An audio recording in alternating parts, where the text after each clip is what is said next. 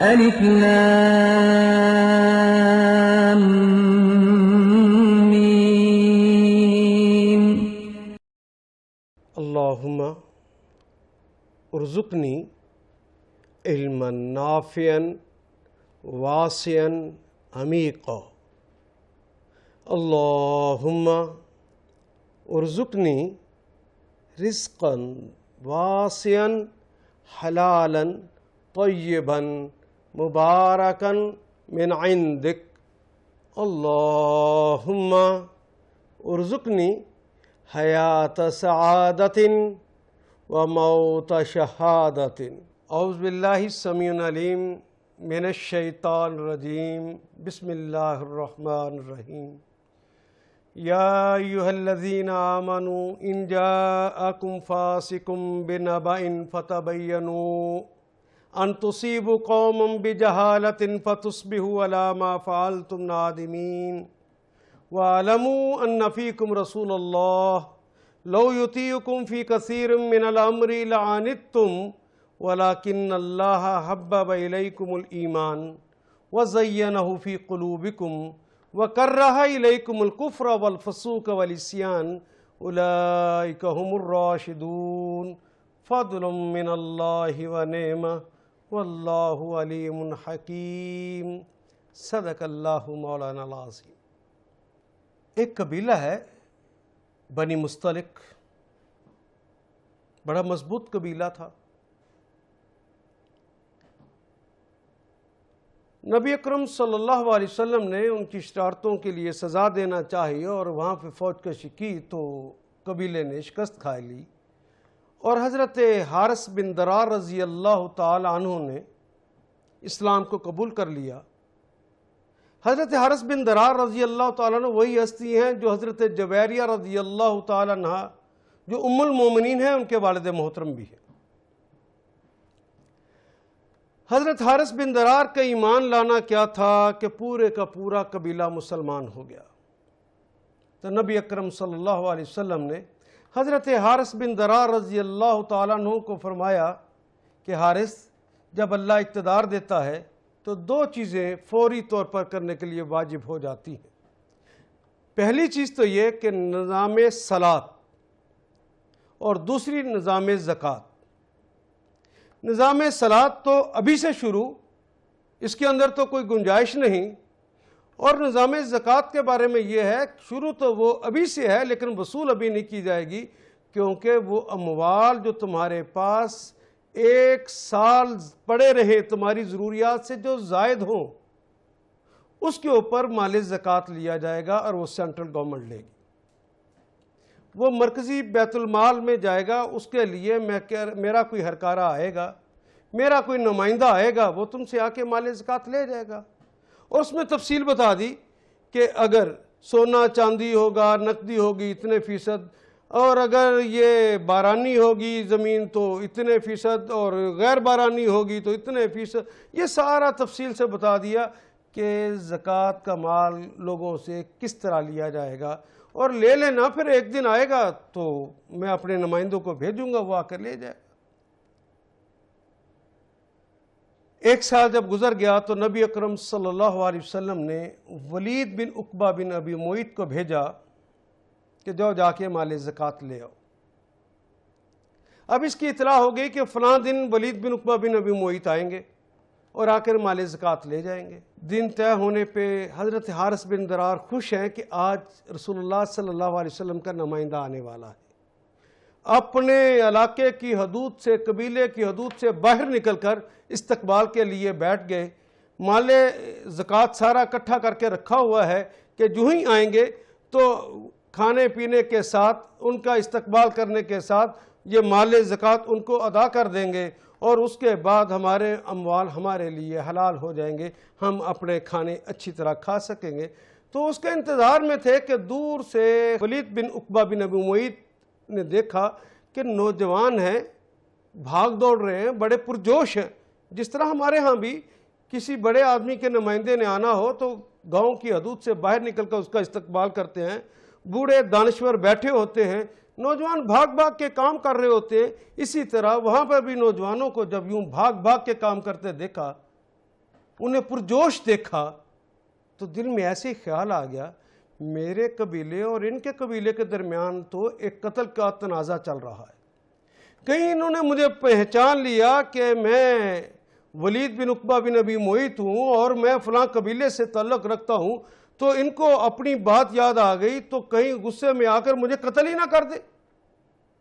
ڈر گئے، ڈر کے وہیں سے واپس پلٹ آئے، اور جب واپس پلٹ کر آئے مدینہ منورہ میں اس وقت نبی اکرم صلی اللہ علیہ وسلم دربار میں اپنے اصحاب کے ساتھ موجود تھے۔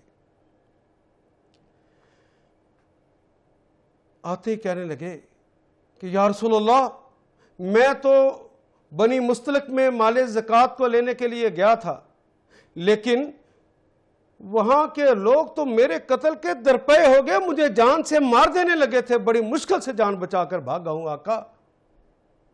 یہ سننا تھا تو صحابہ کے اندر دو طرح کا ریاکشن ہوا۔ کچھ صحابہ تو رسول اللہ کے چہرہ اقدس کی طرف دیکھنے لگے کہ ابھی آپ کیا ارشاد فرماتے، اور دوسرے کچھ نوجوان کھڑے ہو گئے اور انہوں نے کہا یا رسول اللہ، جنہوں نے آپ کو اور آپ کے نمائندے کو دراصل جس نے قتل کرنے کی کوشش کی ہے اس نے آپ کی توہین کی، اور جو رسالت مآب کی توہین کا مرتکب ہوتا ہے اس کے لیے دھرتی کا سینہ نہیں، دھرتی کا پیٹ اس کے لیے مناسب ہے، ہم اسے زندہ نہیں چھوڑیں گے۔ بلکہ ایک روایت میں تو یوں آتا ہے کہ وہ گھوڑوں پر بیٹھ گئے، ایڑ لگاتے، گھوڑے اپنے قدم اٹھاتے، پھر باغوں کو کھینچ لیتے کہ آقا سے اجازت ملے تو ہم نے ابھی حملہ کرنا ہے، اور بار بار رسول اللہ صلی اللہ علیہ وسلم کو کہتے جا رہے تھے آقا اجازت دیجیے ہم نے حملہ کرنا ہے، آقا اجازت دیجیے ہم نے حملہ کرنا۔ نبی اکرم صلی اللہ علیہ وسلم سر جھکائے تشریف رکھے، بیٹھے رہے۔ کچھ دیر کے بعد شاید عصر کا وقت ہو گیا تو نبی اکرم صلی اللہ علیہ وسلم نے دیکھا کہ لوگ مضطرب ہیں، بار بار سوالات کرتے ہیں۔ اتنے میں دور سے دھول اٹھتی ہوئی نظر آئی، صحابہ کے دل دھڑکنے لگے، شاید بنی مستلق والوں نے غداری کر دی ہے، پہلے زکوٰۃ دینے سے انکار کیا ہے، اب حملہ کرنے لگے ہیں مدینہ منورہ پر۔ انہوں نے مورچے سنبھال لیے، لیکن نبی صلی اللہ علیہ وسلم نے ارشاد فرمایا آنے والوں کے لیے رستہ چھوڑ دو۔ اب اور ان کی جان پہ بن گئی کہ کہیں آقا کو نقصان نہ دے دیں۔ جب قریب آئے تو دیکھا کہ دھول زیادہ لوگوں کی نہیں ہے، تھوڑے لوگوں کی دھول ہے، تو اس کا مطلب یہ ہوا کہ یہ حملہ نہیں ہے۔ قریب جب آئے تو پتہ چلا کہ حضرت حارث بن درار اپنے 10 افراد کے ساتھ حاضر ہوئے ہیں وفد لے کر، اور نبی اکرم صلی اللہ علیہ وسلم سے بازیابی چاہی۔ آ کر جب ملے تو کہنے لگے یا رسول اللہ، ہم تو مال زکوٰۃ لے کر آپ کے نمائندے کے انتظار میں تھے، اور آپ کی طرف سے ہمیں پیغام مل گیا تھا کہ فلاں وقت پہ آپ کا نمائندہ آئے گا اور وہ مال زکوٰۃ لے جائے گا۔ یا رسول اللہ، آپ نے تو اس دن یہ کہا تھا کہ وہ حلال مال، رزق حلال بھی اگر اس میں سے زکوٰۃ نہ نکالی جائے تو وہ حلال نہیں رہتے، وہ پلید ہو جاتے۔ ہم نے تو سال کل ہو گیا ہے اور کل کا ابھی تک میں نے اور میرے قبیلے کے لوگوں نے کھانا نہیں کھایا، آقا جلدی کیجئے، ہمارے مال کو قبول فرما لیجئے تاکہ ہم کھانا تو کھا لیں، میں اپنے قبیلے کو کھانے کی اجازت تو دے دوں۔ ایک طرف ایمان کا یہ اعلیٰ ترین مقام، اور دوسری طرف ولید بن عقبہ بن ابی معیط کا یہ کہنا کہ وہ میرے قتل کے درپے ہو گئے تھے، مجھے جان سے مار دینے لگے تھے۔ صحابہ حیران ہیں کہ اصل معاملہ کیا ہے۔ اتنے میں نبی اکرم صلی اللہ علیہ وسلم پر جبریل امین یہ وحی لے کر نازل ہو گئے، یا ایھا الذین آمنوا ان جاءکم فاسق بنبأ فتبینوا ان تصیبوا قوما بجہالۃ فتصبحوا علی ما فعلتم نادمین۔ اے گروہ صحابہ، اے محمد رسول اللہ صلی اللہ علیہ وسلم کے ساتھیوں، اگر کوئی فاسق اہم خبر لے کر آئے تو اس کی تحقیق کر لیا کرو، کہیں ایسا نہ ہو کہ ولید بن عقبہ بن ابی معیط کے کہنے پر جس طرح تم نے ابھی فیصلہ کر لیا تھا کہ ہم بنی مستلق کو قتل کر دیں گے، ہم اس کو مار دیں گے، اپنی اس جہالت کی وجہ سے کہ تم کسی قوم کو نقصان پہنچا بیٹھتے، ان کے اوپر حملہ کر دیتے، پھر تمہیں پتہ چلتا کہ نہیں وہ تو جھوٹ ولید بن عقبہ بن ابی معیط نے بولا تھا، وہ لوگ تو بڑے سچے تھے، اپنے بھائیوں کو اپنے ہاتھوں قتل کر کے تمہیں کتنی شرمندگی ہوتی۔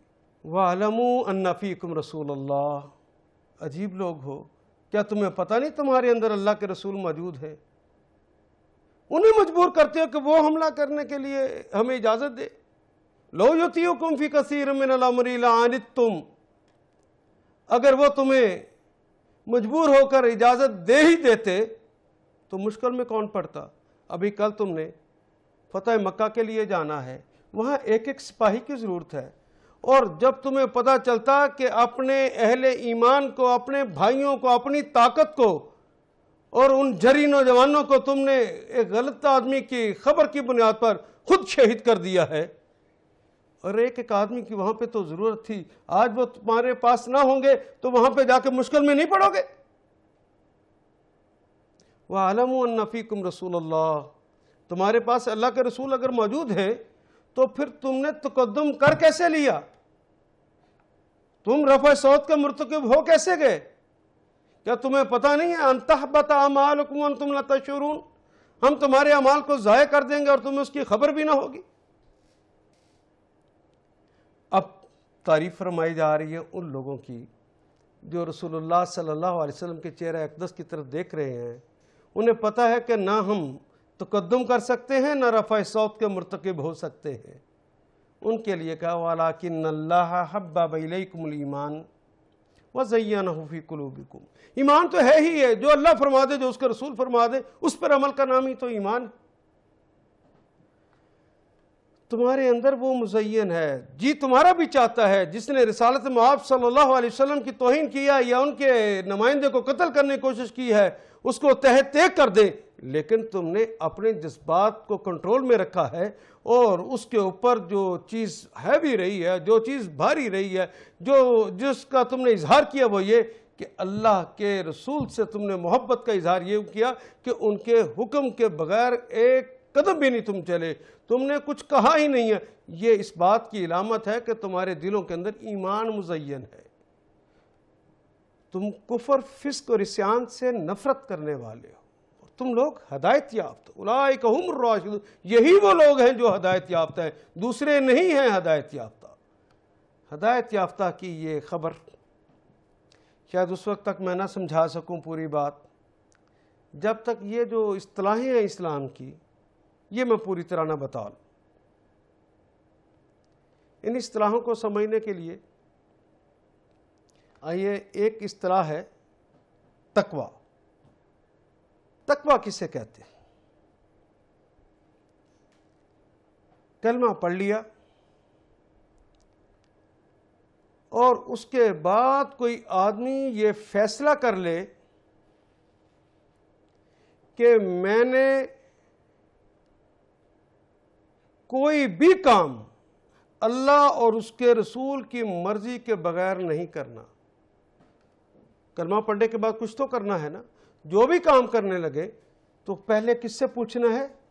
یا ایھا الذین آمنوا لا تقدموا بین یدی اللہ ورسولہ واتقوا اللہ، اللہ اس کے رسول سے پوچھے بغیر کوئی کام نہیں کرنا۔ آپ نے پوچھا کہ اللہ یہ کام کر لوں، جواب آ گیا کہ نہیں کرنا، لیکن جی چاہتا ہے کہ وہ کام کر لوں، مزہ بڑا ہے اس کام کے اندر، فوائد بڑے ہیں اس کام کے اندر، دنیا کا فیشن اور طور طریقہ کہتا ہے کہ یہ کام ضرور کرو، خاندان کے اپنے رسم و رواج کہتے ہیں کہ یہ کام ضرور کرو، لیکن اللہ جل شانہ نے کہہ دیا کہ نہیں کرنا۔ تو جو آدمی فیصلہ کر لے کہ نہیں کروں گا، مجھے نہ اپنے جذبات، نہ مجھے اپنے فوائد، نہ مجھے خاندان کے رسم رواج، اور نہ ہی مجھے دنیا کا فیشن اور طور طریقوں کی پرواہ، مجھے تو پرواہ اپنے اللہ کی ہے۔ جس طرح وہ کہیں گے میں نے تو وہ کرنا ہے۔ جس نے اس روش کو اپنا لیا ہے اس نے تقوی کی روش کو اپنایا ہے۔ ایسے شخص کو اسلام کی اصطلاح میں متقی کہتے ہیں، اور اس کا یہ عمل تقویٰ کہلاتا ہے۔ اس شخص نے پوچھا کہ اللہ کلمہ پڑھ لیا ہے، فلاں کام کر لوں؟ تو اللہ نے کہا ہاں کر لو، لیکن اس کام کرنے کو جب دیکھا تو جی نہ مانے، مشکلات پیش آتی ہوں، تکلیفیں ہوتی ہوں، خاندان کے رسم رواج کہتے ہوں مت کرنا، دنیا کے فیشن اور طور طریقے اس کے مخالف ہوں، لیکن اللہ کہتے ہیں کر لو۔ تو کوئی آدمی یہ کہے کہ مجھے کسی کی پرواہ نہیں، میں تو اللہ کی بات کو مانوں گا، میں تو رسول کی بات کو مانوں گا، ان سے پوچھ کر چلوں گا، اس روش کا نام تقویٰ ہے۔ جو یہ کام کر لے اسے متقی کہتے ہیں، اور جو یہ تقوی کی روش کو اپنا لیتا ہے، کیا خوب فرمایا، پہلا فائدہ تو یہ ہے کہ یہ تقوی کی روش کو جو اپنا لیتا ہے، قرآن حکیم اسے ہی سمجھ آتا ہے اور دوسرے کو سمجھ نہیں آتا۔ اسی قرآن مبین سے بہت سارے لوگوں کو ہم ہدایت دیتے ہیں، اور بہت سارے لوگ اسی سے گمراہ ہو جاتے ہیں، اور نہیں گمراہ ہوتے سوائے ان لوگوں کے جو فاسق ہیں۔ تقوی والوں کو بات سمجھ آتی۔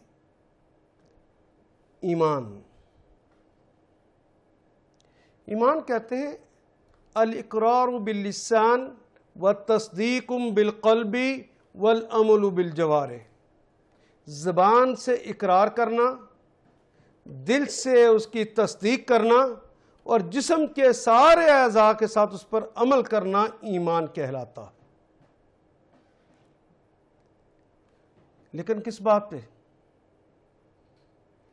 کس کا زبان سے اقرار کرنا، کس کی دل سے تصدیق کرنا، کس کے اوپر سارے جسم کے اعضاء کے ساتھ اس کے اوپر عمل کرنا؟ وہ جو کچھ اللہ کہتے ہیں لا الہ الا اللہ، اللہ کے علاوہ تو کوئی الہ ہے ہی نہیں، اور محمد صلی اللہ علیہ وسلم تو ان کے رسول ہیں نا، تو رسول اپنے پاس سے کچھ کہتے ہی نہیں ہیں۔ وَمَا يَنْتِقُ عَنِ الْهَوَىٰ، وہ تو اپنے پاس سے کچھ نہیں کہتے، اِنْ هُوَ إِلَّا وَحْيٌ يُوحَىٰ، وہ تو وحی ہوتی ہے جو ان پہ نازل ہوتی ہے۔ تو گویا ایمان نام ہے اللہ اور اس کے رسول صلی اللہ علیہ وسلم کے فرامین کو تسلیم کر لینے کا نام، اس کے اوپر گواہی، دل کی گواہی ہو جائے، دل بھی اس کے اوپر شہادت دے دے، جو کچھ اللہ نے فرمایا ہے، جو کچھ ان کے رسول نے کہا ہے، وہی سچ اور وہی حق ہے۔ اگر زبان سے خالی کہہ دے، دل تصدیق نہ کرے تو مومن نہیں ہوتا۔ اس کے لیے لازم ہے کہ ساتھ دل بھی تصدیق کرے، دل اس کی شہادت دے جس کا اقرار اس نے کر لیا ہے۔ لیکن دل بھی شہادت دے دے، زبان بھی شہادت دے، جسم کے سارے اعضاء اس پر شہادت نہ دیتے ہوں، وہ اس کے خلاف گواہی دیتے ہوں، تو ایمان نہیں ہوتا۔ ایمان کی تکمیل ہوتی تب ہے جب زبان بھی، دل بھی اور جسم کے سارے اعضاء شہادت دے دیں جو اللہ نے فرمایا وہ سچ، وہ حق، اور جو جس سے اللہ نے منع کر دیا ہے وہ سچ اور وہ حق۔ جب تک یہ معاملہ نہیں ہوتا تو ایمان مکمل نہیں ہوتا۔ اسلام زندگی گزارنے کا طریقہ کرینہ سلیقہ جو اللہ نے بتایا ہے، اس پورے کے پورے نظام، اس پورے کے پورے ضابطہ حیات کا نام الاسلام ہے۔ جو اس کو مان لیتا ہے وہ مسلم کہلاتا ہے۔ اور یہ باتیں جو اسلام نے کہی ہیں، جو اللہ اس کے رسول صلی اللہ علیہ وسلم نے ارشاد فرمائی ہیں، ان کو زبان سے بھی اقرار کر لے، دل سے بھی اس کی تصدیق کر لے، جسم کے سارے اعضاء کے ساتھ اس پر عمل کرنے کا وہ عہد بھی کر لے، لیکن عمل کرتے ہوئے کبھی وہ اس حکم کی نافرمانی کر بیٹھے جو اللہ نے ارشاد فرمایا، جو رسول اللہ نے فرمایا۔ اللہ نے کہا یہ کر لو، وہ نہ کرے، اللہ نے کہا نہ کرو، کوئی انسان کر لے، تو اس کی کئی حالتیں ہیں۔ ایک حالت تو یہ ہے کہ بھول چوک کے اس نے نہ کیا۔ اللہ نے کہا تھا یہ کام کر لو، اللہ نے کہا تھا یہ کام نہ کرو، دل سے مانتا ہے کہ اللہ اس کے رسول کی اتھارٹی ہے کہ مجھے کسی کام کرنے کا حکم دیں یا کسی کام سے مجھے روک دیں، اس اتھارٹی کو دل سے بھی مانتا ہے، زبان سے بھی اقرار کرتا ہے، لیکن بھول گیا۔ جو بھول گیا ہے وہ نافرمانی، یہ وہ نافرمانی ہے جو لکھی نہیں جاتی۔ نبی اکرم صلی اللہ علیہ وسلم نے ارشاد فرمایا، رفع القلم عن ثلاث، 3 آدمیوں سے قلم اٹھا لیا گیا، ان کا گناہ لکھا ہی نہیں جاتا۔ ناسی حتی یعرف، بھولا ہوا جب تک کہ اسے یاد نہ آ جائے اس کے اوپر کوئی گناہ نہیں لکھا جاتا۔ والمجنون حتی یشفیق، پاگل جب تک وہ صحت مند نہ ہو جائے، اس کا دماغ ٹھیک نہ ہو جائے، وہ جو بھی کام کر لے گا اس کے اوپر کوئی گناہ نہیں لکھا جائے گا۔